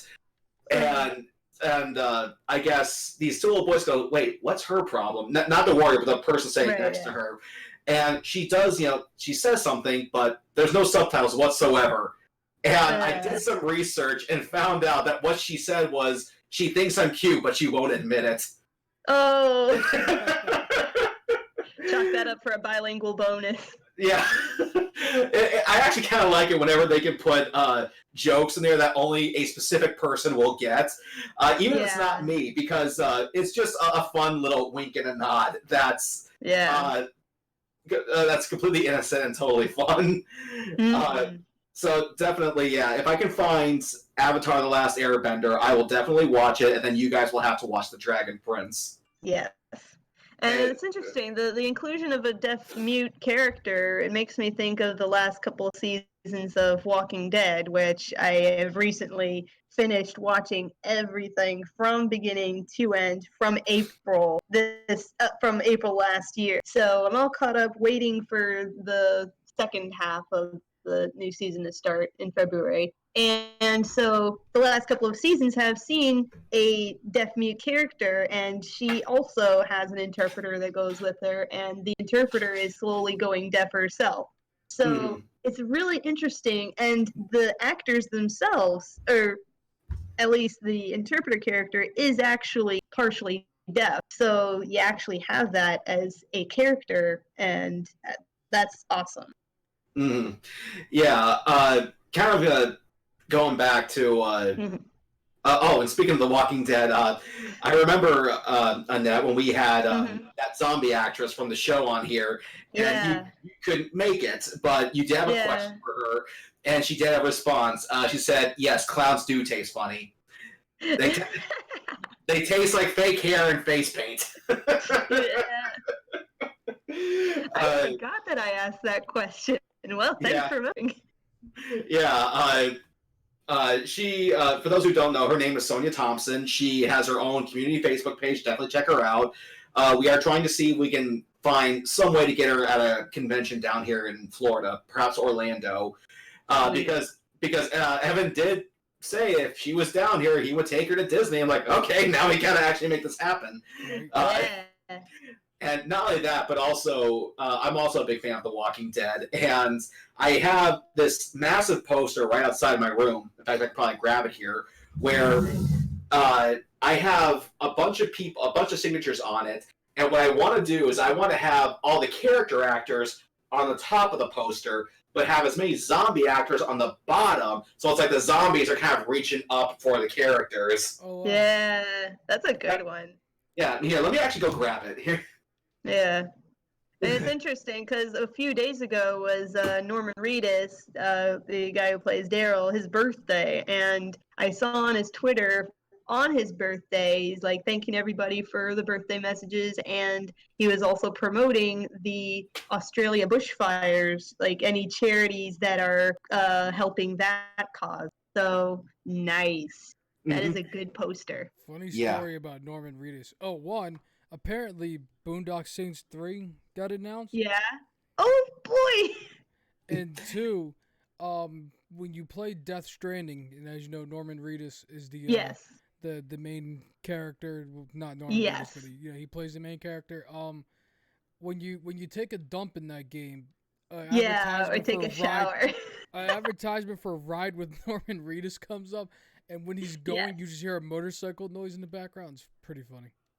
I know. My boyfriend plays Death Stranding, and so I got to watch him play, and like that is a scene that I've seen, funny enough. And yeah, like I'm just a sucker for Norman Reedus. Just Yeah, while Norman is not on here, his brother is Merlin Durrell. He's on here. Yeah. Yeah, but I do have him now. Let me go ahead and put this back. Nice. Alright, let's see here.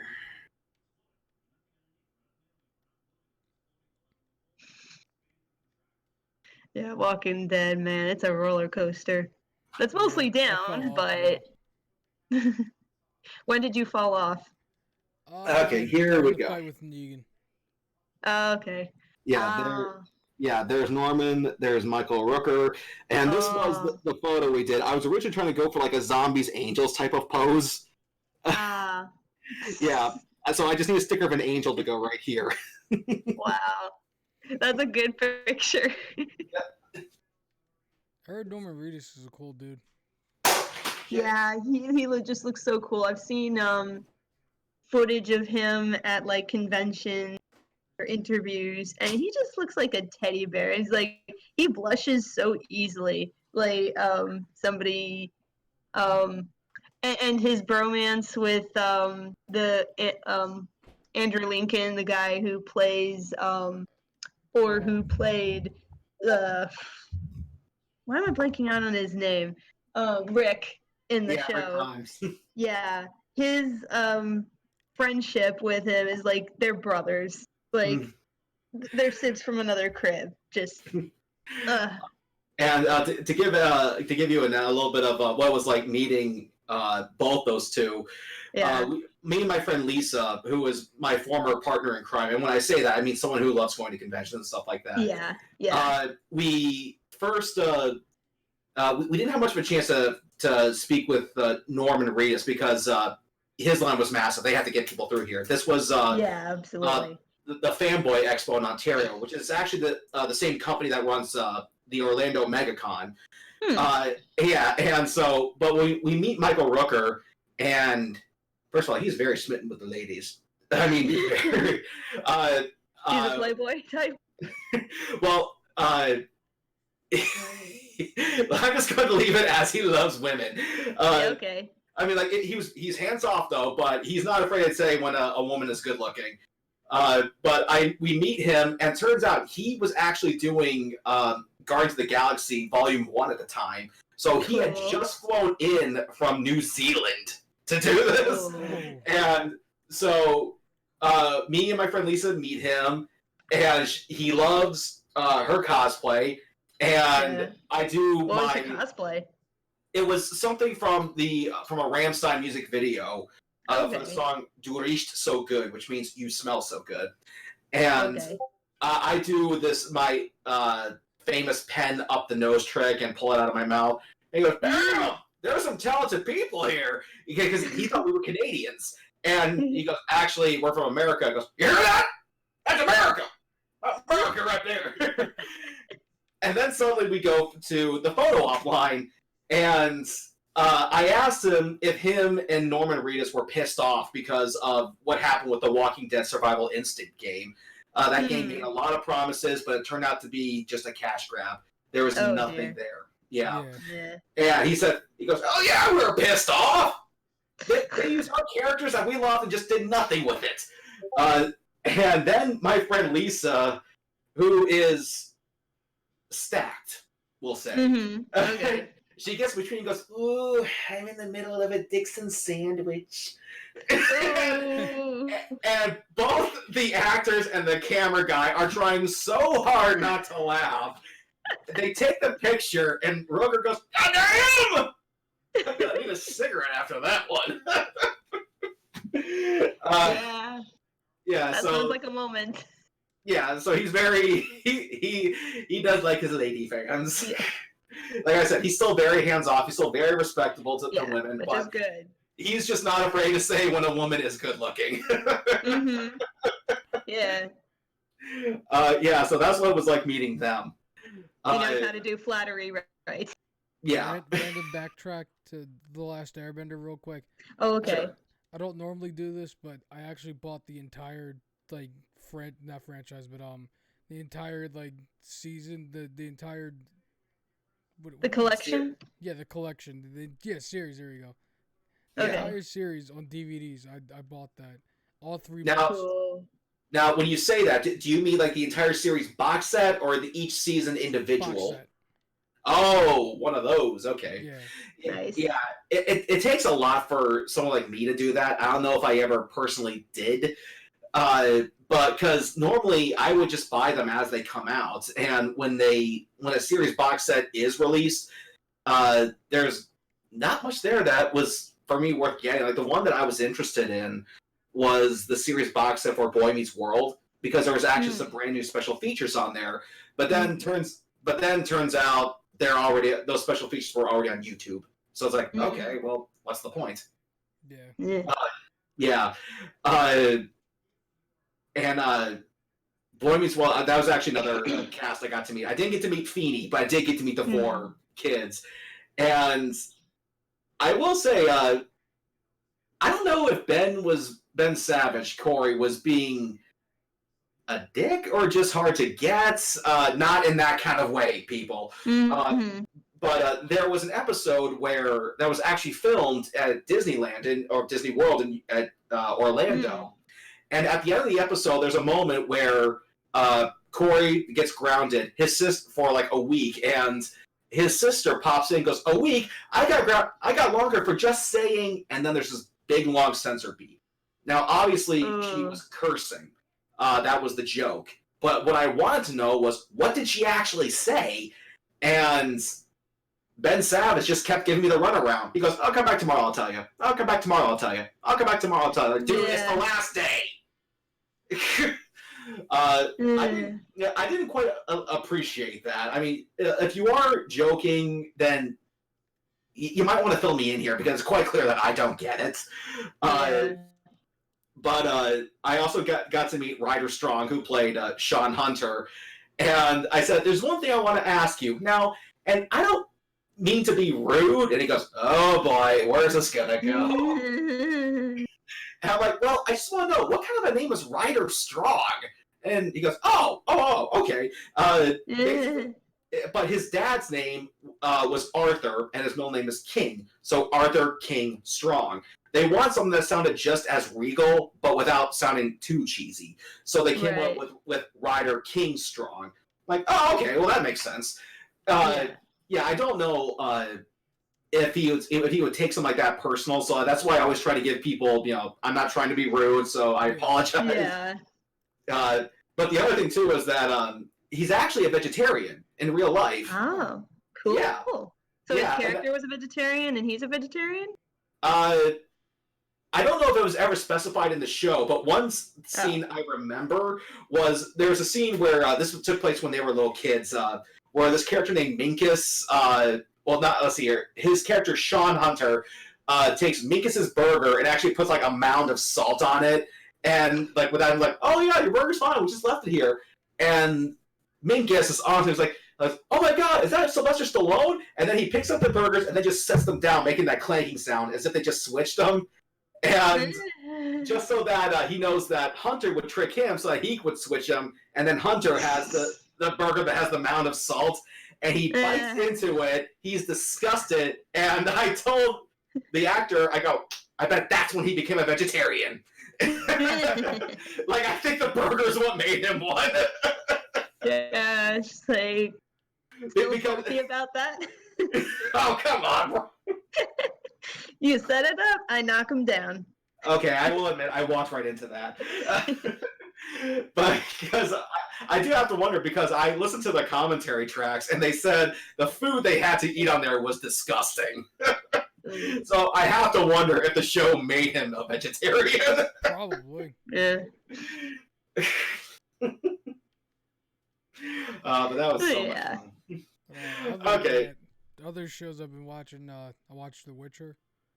Oh yeah, that seems to have taken everybody's imagination, kind of like The Mandalorian did. In fact, according to an article, it actually knocked Mandalorian off the #1 spot.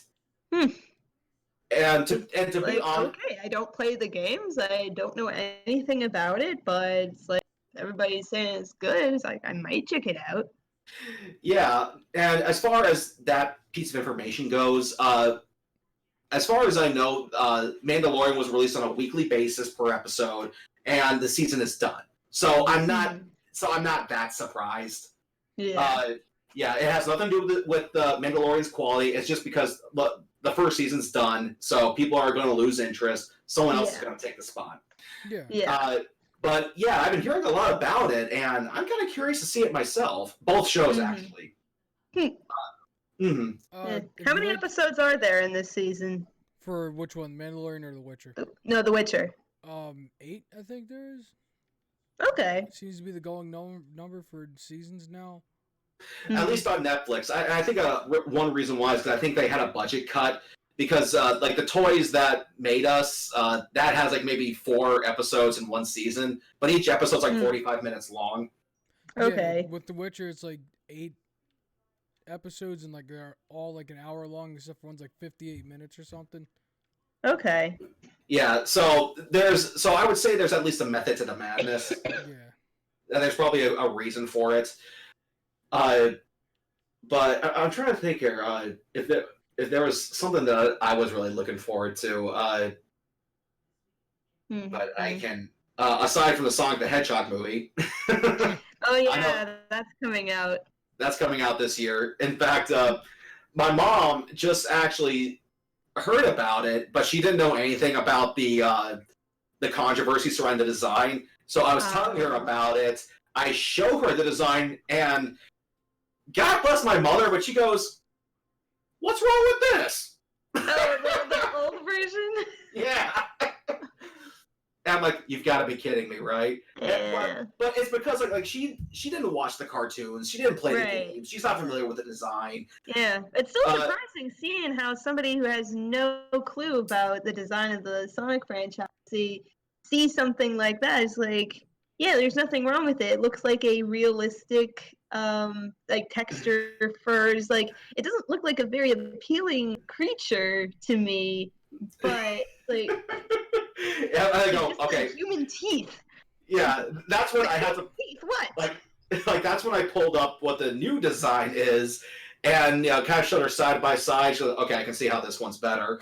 But yeah. I don't think my mother is really aware of stuff like that, or even fursuits in general. I mean, she's aware of furries, but I don't think she realized just how much goes into making a fursuit. Right. It's not in her consciousness. Where's Scruff when you need him? Yeah. Where has been Scruff? He's been on a phone call, I think. Yeah, exactly.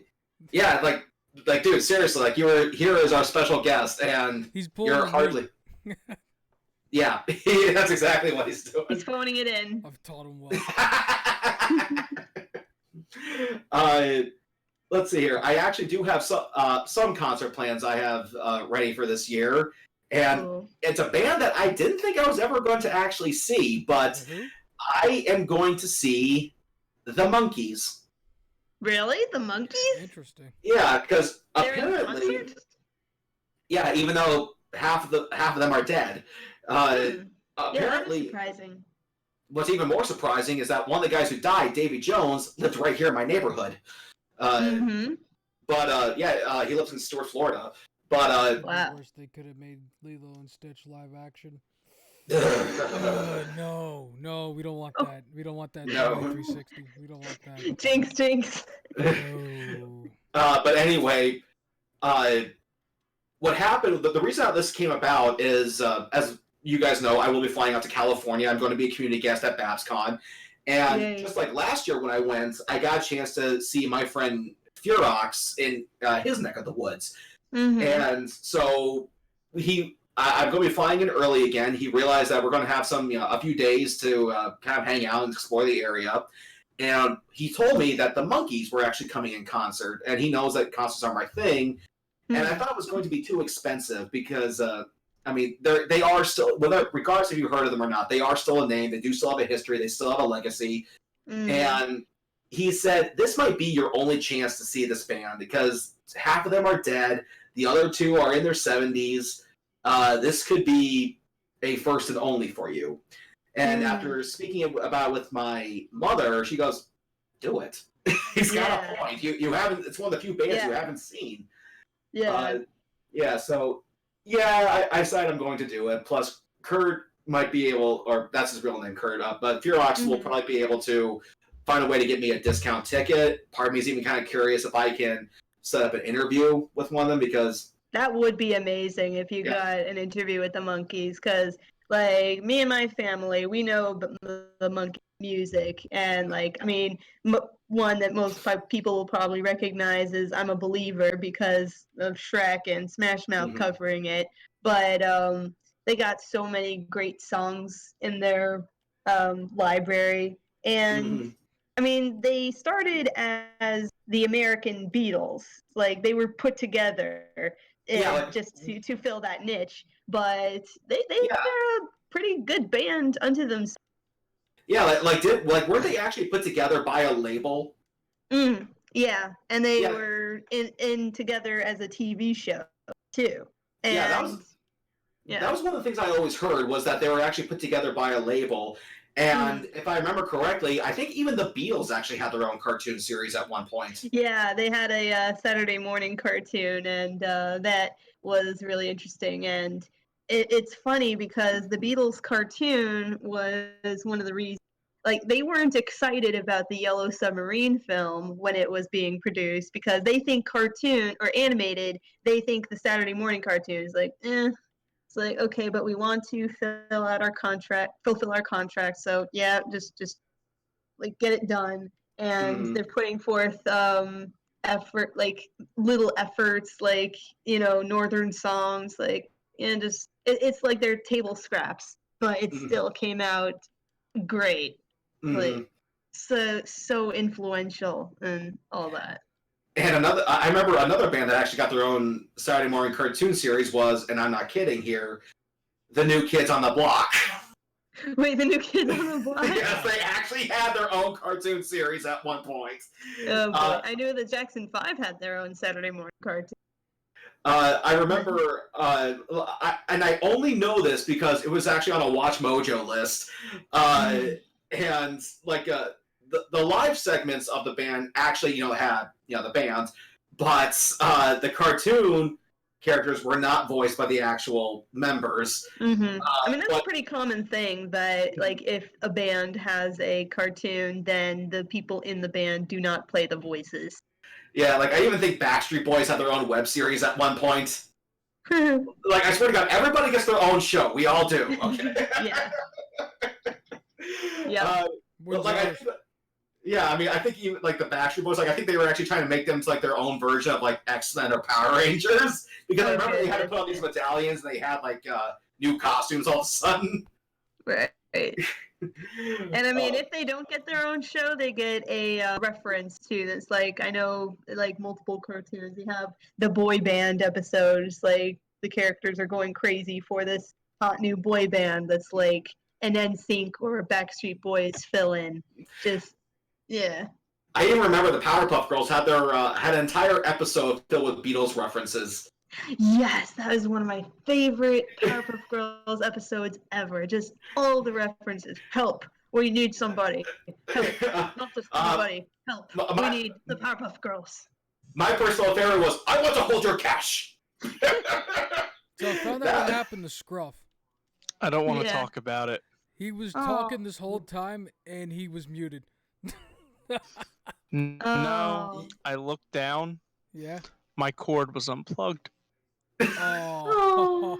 Okay, so I'm sorry, but you've earned this one, Hoagie guy. Yeah, I'm sorry. You kind of own that one too. I'll own that one. Yeah, That's the only one I'll own. Oh God, you must have felt so ignored. You're so sorry. I was just kind of sitting here questioning. They're not listening to me. Like, what the fuck? It's been like this for like an hour and a half, dude. Come on. You must have think it's like, wow, they're such assholes. So is there anything you would like to say that we have spoken about? Fuck, you know what? At this point, I've already said everything. No, anything on Joker or anything? Yeah. I mean, I've yet to see all of Joker, but Jesus, it's a great movie. Mm-hmm. That's great. Thank you, John, for that moment. Oh my God. Anything about a certain like show you've been watching, or maybe an experience meeting a guest at a convention? I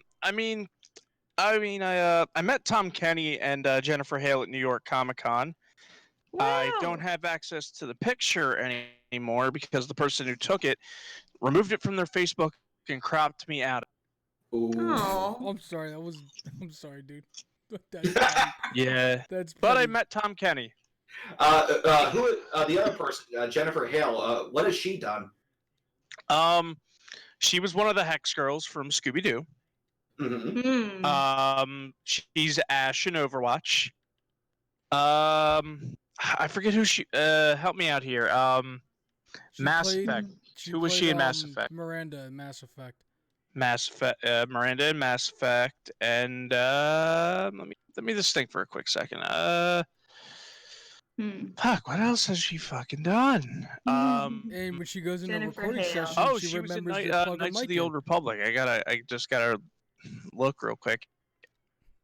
Oh, and Did you just hear that dig? What? I said, and when she does her recording session, she remembers to plug her mic in. And what we do now is go to Google and we hit YIFF. Oh no. Hey, Enter. You'd only say you'd do that if we called you your other nickname. Yeah. Say it. I dare you. Nah, we have our one all, that's enough. Yeah. But anyway, we do know that actually soon people will be gearing up for conventions. While that's not until summer, we do know that now's the time where people start saving up. So with that being said, are there any cons you guys are looking forward to going to? Actually, I already. Juwan and I already bought our tickets for Philly Wizard World, and I got stuff in my email for Keystone already. Really? Yeah. Are Check your email where you bought your Keystone ticket. You should have it. Greater Philadelphia because the voice of Master Chief is there, and I kind of want my buddy there for me. So who else? Yeah, you will probably lose your shit. I will. Oh. So, who all is going to be there? Nobody. Here, tell you what, I have World, Google open right now. Yeah, that's what I was about to say. Scruff, can you look up the Greater Philadelphia Comic Con because I'm in the middle of a comp match, and I'm getting hammered on.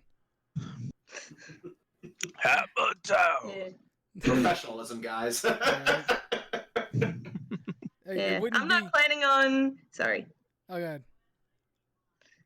Yeah, I'm not planning on doing many conventions this year as the last couple of years. I've got enough convention experience. Although this year I might do one in Tampa. I think it's MetroCon. So that's in the works. But besides that, I don't think I'm going to any big conventions. I have the list ready and right in front of me. Go ahead, read Okay. it all, Scruff. So we have Maria Canals Barrera. What does she She was Hawkgirl from Justice League. do? Okay. We have a big name right here, and I'm very happy to say it. It's Keith David. Yeah, Keith David will be there. Goliath. Ooh. Yep. Guy Henry. Darby Allin. Hold on. If Keith David's going to be there, I may give you money for his autograph. Okay. Go ahead, because he's the voice of the Arbiter too. So I'm gonna meet Master Chief and the Arbiter. When's the convention? It is April 3rd to April 5th. Okay, I have that much time to save up to send you guys money for Keith's autograph. I fucking love Goliath. Okay, we have Guy My He also sister Henry, was played in Princess we have- Mononoke. Darby Oh, Allin. he did. Oh, Alex from the new Call of Duty, Chad Michael Collins will be there. Steve Johnston, Sylvester McCoy Darby from Allin's Doctor a Who, wrestler, by the way, for those who don't know. Darby Allin is a Miriam wrestler that's currently Margolyes, signed with AEW. who was in Harry Potter, Who in Harry Steve Potter? Burton, Steve Downs, aka Master Chief, Mm-hmm. Phil Lamar, Susan voices- Eisenberg, who was in Jack 3 and Justice League. That's The pretty cool. voices for Cloud and Seth Roth from Advent Children are going to be there. Excuse me. You have George Newbern, Dustin Rhodes, David Yost, Julian Glover, who Dustin was Rhodes in or Empire as- Strikes Back, and he was in Game of Thrones as a major character. Dustin Rhodes, Ah. or as Cruiser would know him better, as Gold Dust. Yeah. Let's see. The Grindhouse Radio, whoever the hell they are, to be honest, I don't know. Brimstone. Oh, hey, I did hear you guys talking about Avatar earlier. Yeah. Uncle Sorry, Ira we Greg didn't Baldwin let you Baldwin into is the going to be conversation. there. Wait, what? Uncle Ira was what? Uncle Iroh will be at Greater Philadelphia Comic. How is that? Mako is dead. No, the understudy. Oh, wait. The guy that took understudy. over. Yeah, the guy that took over in the Book of Fire. Oh, okay. Mhm. That's but cool. but who'd you say from Harry Potter was going to be there? I got actually two more names, and then I'll scroll back up. Sure. Damian Clark, who was Perfect Cell and Handsome Jack, Mm-hmm. and Brennan Mejia. Who's that? Mm. He was a Red Ranger in one of the Power Rangers. Oh. Oh, okay. Okay, so who was the person from Harry Potter that you said was going to be there? Yeah. Miriam Margolyes. Who'd she play? I don't know. Ah, I'm Miriam gonna be Margolyes. completely honest. I did not see all the Harry Potter movies. So Annette to the rescue here. Yeah, Margolyes. She played. Oh, she played Professor Sprout in Oh, the okay, movies, cool. the There herbology you teacher. go. Yeah, so this is a good con, and other than that, because like last year, the last con we went to was Keystone, and their biggest guest was Tom Holland. My biggest guest was Charlotte Chung. She plays Diva from Overwatch. Hmm. So, right, how come you don't think you're going to be doing many cons this year? Wait. I mean, I'm moving in a couple months, and so, yeah. or actually maybe 1.5 months, because it's the end of February. So that's gonna take up a lot of my time and like getting settled in. So but until then, I'm still going to be regularly on Ant's chat, or Ant's stream. But like in the interims, like around there, I'll probably be unavailable until I get settled. So Okay. that's a bit of a warning. For me, besides BabsCon, I'm still trying to see if I can also do Everfree Northwest, just because I haven't done Seattle in a while, and they had just moved to a new location. I Everfree Northwest was my first. Was literally the furthest I've ever traveled for a convention, and I made a lot of great memories there. I want to go back. Plus, also, it seems like now with BronyCon done, it seems like Babs and Everfree are trying to become the new top contenders. And which, by the way, I don't know if they'll ever be as big as BronyCon, but they're really fun. They really are. Yeah. And they're still big. Yeah, so and that's where you kind of have to go to kind of spread your name and your brand, and that's what I'm trying to do.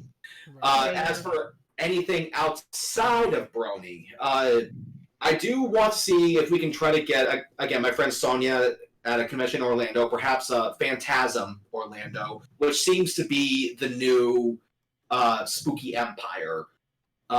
Because I know last year Spooky Empire moved to Tampa. I don't know if that was just for that 1 year or just a permanent one. But because Phantasm Orlando is a bit smaller, I think there's a good chance we can probably get her with that. And so I'm hoping, and I'd have her sign that Walking Dead poster as well. Nice. Other than that, I don't think I'll be doing MegaCon this year. If I do, it will probably just be for one day, which is probably Saturday, because as I told people the story before of what my dad said when he took my siblings to see Return of the King, they're having like 4 of the Hobbits there, and if they're due a panel, I have to find a way to tell them the story. Actually, I have a segue, because I'm still on the Greater Philadelphia site. Okay. There are upcoming announcements still. One of them being a Lord of the Rings guest announcement. Ooh.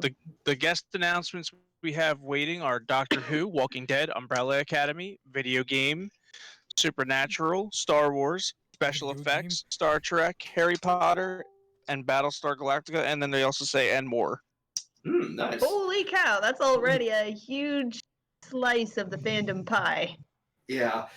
And I know MegaCon actually just announced Brendan Fraser. Yeah. Because What's he been up to? a certain show might make a comeback. What show would that be? Firefly. Interesting. Yeah, like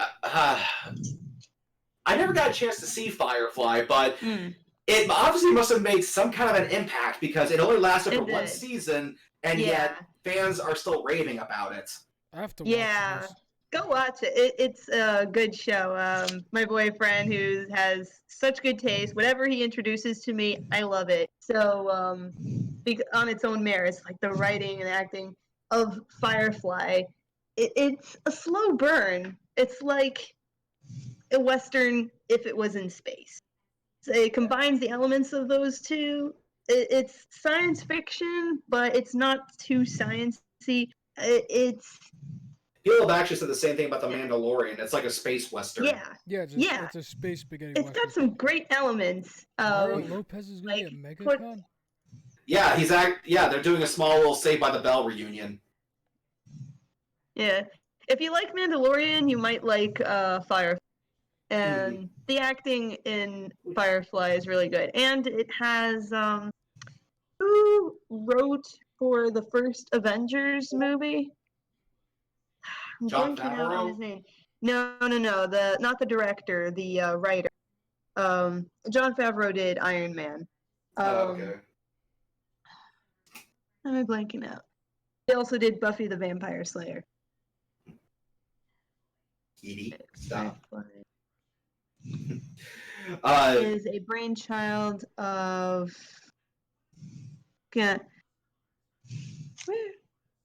Yeah, continue. I'll come up with it. Brendan Fraser, he's someone whose autograph I would probably want from MegaCon this year. That is, even if he makes it. MegaCon has quite the history of guest canceling, and that really bothers me because make a tighter contract, okay? Matter of fact, actually, no, I'm not going to reveal that secret. No, but I found the name of the writer, Joss Whedon. Joss Whedon is the creator of Firefly, so he's got some good stuff under his belt. But anyway, like I know like twice in a row they tried to get Norman Reedus for Orlando MegaCon, and he canceled for both of them. Fans were livid, as they had a right to be. I know one year they got Matthew Fox, who was Daredevil in the Netflix series, but then he canceled, and I was mad about that because the lineup for MegaCon that year was already dwindling. So when the announcement was made on their Facebook, I said, "Hey Matthew, blow me!" And I got banned from their Facebook page. And so I actually sent the people of MegaCon an email and said that I apologize for not what I said, but how I said it. Because I do have a right to be mad that everybody I was looking forward to at MegaCon has canceled. I am allowed to be upset about that. But phrasing it like that was definitely uncalled for, and whatever punishment you guys will decide, I will go along with. And so for that, they actually decided to lift the ban. They believed I was being sincere.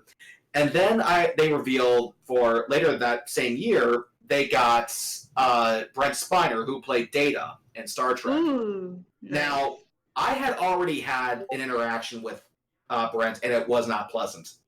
Oh. Well, what happened was that it was at the very first Tampa Bay MegaCon, and I wanted to at least meet him because he was the voice of Puck from Gargoyles, but he didn't have like any photos of that character. And as we're talking, he said that, hey, what's your name? Justin. Justin, how old are you? At the time, I was 31. Like, 31. Okay. I want you to do me a favor. Like, okay. What? He goes, don't vote for Trump. Out of nowhere, no context. Weird. Like, dude, that's none of your business. Now, I didn't lay into him, so I played it off as a joke. I go, well, I'm voting for the Squirrel Reform Party. And he goes, what's the Squirrel Reform Party? Never mind. Yeah, just to kind of, play it off as a joke. But then I found out that he was doing this at other conventions. That's when I reported. Now, the people who run both MegaCon and Fan Expo, they thanked me for letting them know about this. And then when I saw they got him again, I was a bit disappointed, but I probably thought, okay, he's obviously a moneymaker. They kind of have to. Maybe they already spoken with him. So when I saw they made that announcement, I went to their Facebook page again, and I said, be wary of Brent Spiner. He might ask personal questions. And they banned me again. Yeah, and keep on. I'm just talking about leaving comments on their Facebook page. And I go, guys, why are you banning me for this one? That actually happened. I told you.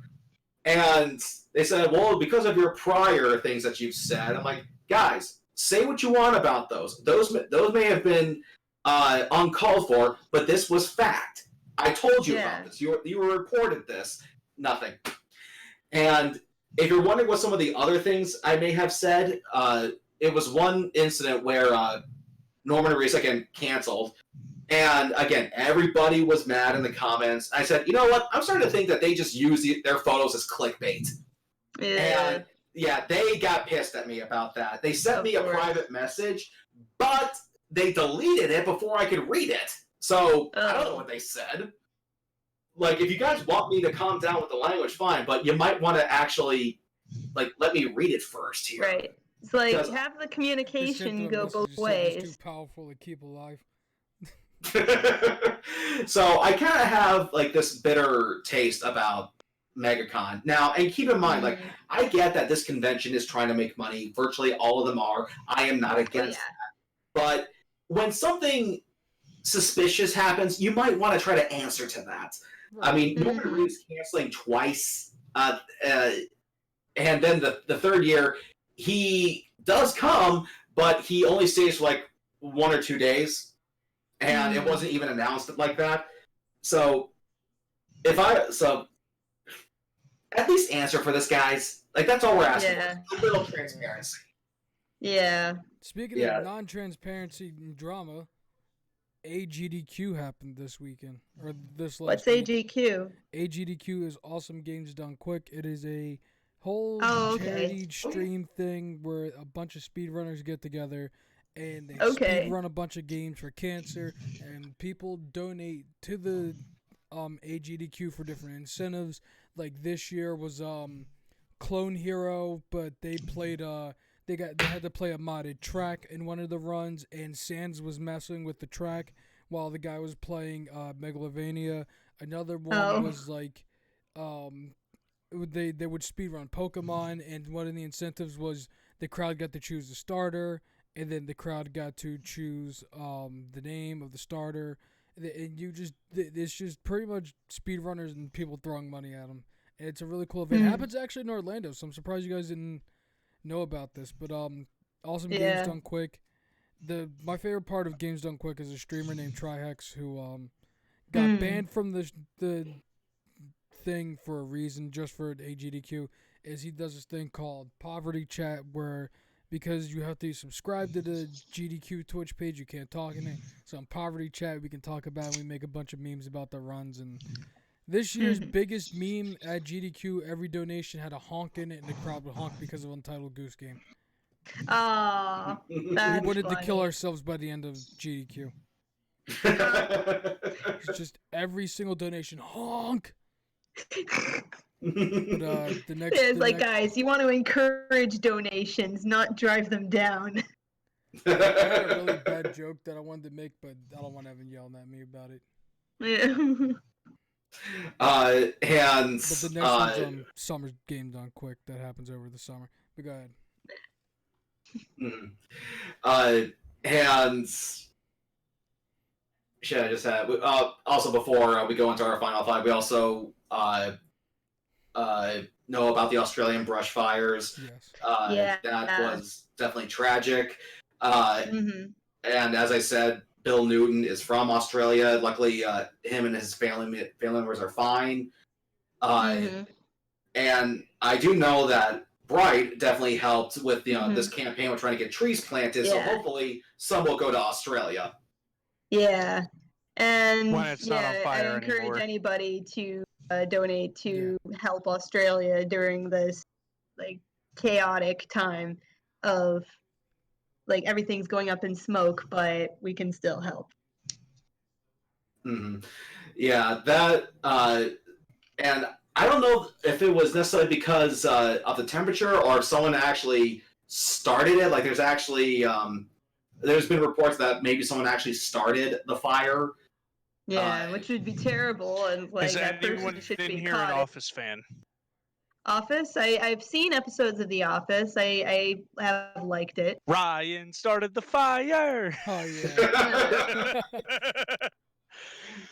yeah. Yeah. But anyway, we are now in our final five, ladies and gentlemen. Yes, Holy shit, already? I know. Yeah. Wait a second. Yeah, this is what happens when you don't check your microphone, buddy. I mean, I was looking down and like my cat was laying on where the connection is usually, and I was like, I guess they're just ignoring me. God damn it! So what happened? The Claire movie. You're like, oh. Yeah, I was like, what the hell are you talking? I was like, oh. Alright, so ladies and gentlemen, this is the final five. We had a great show tonight. I'd like to thank Evan for letting me host. Awesome show. Evan should take off more. No, I'm kidding. Yeah, then we can shit all over Star Wars. Right? We could shit all over Star Wars and not have to talk about bronies for most of it. I'm just saying the stream went a little more smoothly this time without him. No, I'm kidding. So I guess we'll start off with our guest, the guy who forgets to check if his mic's plugged in. We'll start off with the scruff. Yep. All right. Well, I wish you guys could have heard me more tonight. I did have a phone call, which caused me to leave my mic, and then when I came back, I was talking. But yeah, I got some big plans for 2020. Hope to share them all with you later. Do plan on meeting a few people at a few cons, and I'm going over to Vegas in May. So yeah, just stay tuned, and thanks for listening to these lovely people tonight, because they did a great job running the show. While his mic was out. Nice. All right, next we're going to go with Bright Idea Annette. Yes. So for my ending words, I'm gonna say that I'm still in the middle of working on concepts or ideas for 2 series that are going to be on my channel, Pun Shop Shenanigans and What a Bread Idea. Ideas that involve a lot of puns and just surprises along the way. So stay tuned for new content on my channel. All right, we'll Always good to have content. we'll go with with something me and Scruff don't have. And we'll go with my partner in crime tonight, my co-pilot, Cruiser. All right. I had just sent Evan my commentary video, which is about my personal feelings of Death of the Author. Bronny wanted me to originally be on his episode of Growing Debates when he did that topic, but I had to work. But I was able to put together a video to kind of get my thoughts on the whole idea of it. And also Hoof Rock is now in production. I have recorded the first episode. Evan has it. It has also been the audio has been cleaned up by Furox. I am typing out the instructions for him, and so soon that will be done. I can also tell you that the video we're doing with Jasper Pie, I believe Evan said that he's almost done with his segment, and then he's going to be moving on to the 3 of us for our segments. So there's going to be some good content coming your way here, guys. At first, I thought you were gonna say I gave Evan my 2 weeks notice. Not yet. I guess last but not least, me. All right, so like I said, other than the normal stuffs, getting back to working on some more content. Gotta get in touch with Scruff to see if we can get some content ideas flowing. I want to thank everybody for joining tonight, and again, thank you, Evan, for letting me host. Plans for 2020. Hopefully, at some point in time, I want to be able to make it down to Florida. And hopefully, Juwan will get back to me with Work to Hack. Definitely. Hopefully soon. Which we got to meet on that because I know we had a couple of idea form changes for that. Hopefully sometime this summer in June, I get to get down to Florida, maybe see these 2 guys. Who knows? Maybe we'll cook. Yeah, that'd be fun. Yeah. That's right. We're gonna black it up right here. Oh yeah, we said we had the thing. Yeah. We had to drop that somewhere. Last minute. Oh, Black boy. that ass up. But yeah, hopefully I get to see you guys and Evan. Maybe we'll make something happen. Put it on the page. Yep. I'll be in Tampa, so it'll be a lot easier. I mean, it's like after end of February. Yeah, but from boobies to Neil Peart to boobies to Avatar: The Last Airbender to Joker to Walking Dead to multiple things. I think all of us here at Shade Side Studios want to wish you guys a good night and or good morning, evening, afternoon, wherever you are around this globe. Yeah. Yes. Have a wonderful day. Yeah. Yes.